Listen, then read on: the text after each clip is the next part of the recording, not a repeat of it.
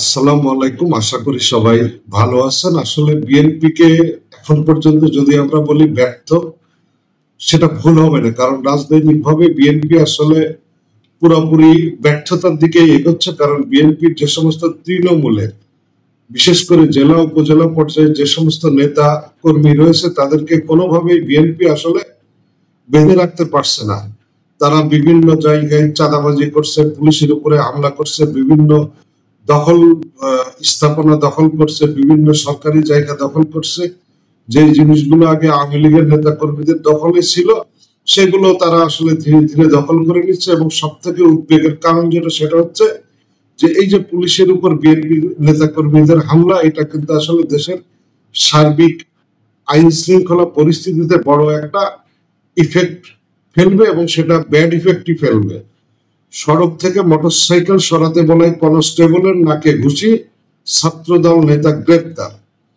Traffic পুলিশের এক কনস্টেবলকে মারধর করার অভিযোগে যশোর সরকারি সিটি কলেজ শাখা ছাত্রদলের সাধারণ সম্পাদক শাওন ইসলামকে গ্রেপ্তার করা হয়েছে। ওই ঘটনায় ভুক্তভোগী কনস্টেবল বাদী হয়ে কোতোয়ালি থানায় তার বিরুদ্ধে মামলা করেছেন। থানা ও পুলিশ সূত্রে জানা যায়, গতকাল শনিবার সন্ধ্যার দিকে ট্রাফিক পুলিশ সদস্য শরীফুল ইসলাম যশোর শহরের জেল সড়কে ল্যাবেড হাসপাতালের সামনে দায়িত্ব পালন করছিলেন। এই সময় রাস্তার উপর মোটরসাইকেল নিয়ে দাঁড়িয়েছিলেন ছাত্রদল নেতা শাওন। রাস্তায় যানজট সৃষ্টি হলে ওই পুলিশ সদস্য তাকে মোটরসাইকেল সরিয়ে নিতে বলেন। এ সময় শাওনের সঙ্গে পুলিশ সদস্য শরীফুলের বাকবিতণ্ডতা হয়। এক পর্যায়ে শাওন তার মুখে ঘুষি মারেন। ধস্তাধস্তিতে শরীফুলের পোশাকও ছিঁড়ে যায়, মানে ওই কনস্টেবলের পোশাক ছিঁড়ে যায়। পরে ট্রাফিক পুলিশের অন্য কয়েকজন সদস্য ঘটনাস্থলে এসে শাওনকে আটক করে কোতোয়ালি থানায় সোপর্দ করেন। এই বিষয়ে জেলা ট্রাফিক পুলিশের পরিদর্শক মাহফুজুর রহমান বলেন, সড়কের উপর ছাত্রদল নেতা শাওন মোটরসাইকেল রেখে যানজট সৃষ্টি করছিলেন। সেখানে দায়িত্বরত কনস্টেবল শরীফুল তাকে মোটরসাইকেল সরাতে বলেন। তখন শাওন বলেন, চিনিস আমাকে? আমি মোটরসাইকেল ট্রাফিক সার্জেন্ট, আমার মোটরসাইকেল ট্রাফিক সার্জেন্টও সরাতে পারবে না, আর তুই? এ কথা বলে তার নাকে ঘুষি মারেন শাওন। শরীফুলের নাক ফেটে রক্ত বের হয়। তিনি হাসপাতালে ভর্তি হয়ে চিকিৎসা নিয়েছেন। কোতোয়ালি থানায় এই বিষয়ে মামলা হয়েছে। তো দেখেন, যেটা ট্রাফিক পুলিশ, আসলে ওনারা যে সড়কের শৃঙ্খলা রক্ষায় কাজ করে, তো তারা আসলে সেটা বিএনপির নেতা হোক বা ছাত্র দলের নেতা হোক বা যেই হোক, সে যদি ওই সড়কে মোটরসাইকেল রেখে যানজটের সৃষ্টি করে, তাকে সরাতে বলবে, এটাই স্বাভাবিক। এখানে তো আলাদা পাওয়ার খাটানোর কিছু নেই।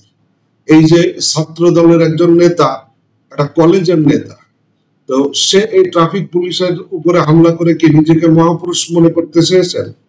বিএনপি পুরাপুরি আসলে রাজনৈতিক ভাবে ব্যর্থ এবং রাজনৈতিক ভাবে দেউলিয়ার দিকে যাচ্ছে। কি কারণে জানেন? যে এই যে 5ই আগস্টের পর থেকে দেশের সার্বিক আইন শৃঙ্খলা পরিস্থিতি রক্ষায় বিএনপির একটা ভূমিকা, একটা কন্ট্রিবিউশন থাকা উচিত ছিল, কিন্তু বিএনপির কোন নেতা কর্মীর মধ্যে সেটা পরিলক্ষিত হয় নাই।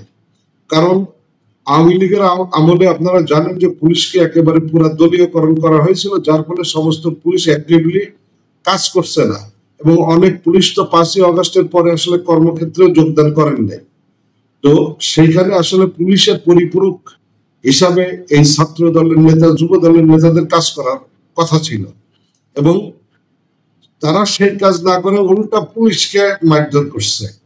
তো এইভাবে যদি চলতে থাকে, সামনে যে ভোটের রাজনীতি আসছে, আসন্ন জাতীয় সংসদ নির্বাচন, সেইখানে কিন্তু মানুষ বিএনপি কে কিন্তু ভোটও এইভাবেই দিবে। কারণ গত 15.5 বছরে আওয়ামী লীগের গুতানি খেয়ে খেয়ে মানুষ একবারে যেভাবে বিতৃষ্ণা ধরে গিয়েছিল, আর এই যে 6 মাস অতিবাহিত হতে চললো, এই 6 মাসে বিএনপির নেতা কর্মীরা যে সমস্ত কাজ কারবার করছে, সেটারও ফল তারা পাবে। ভালো থাকবেন সবাই।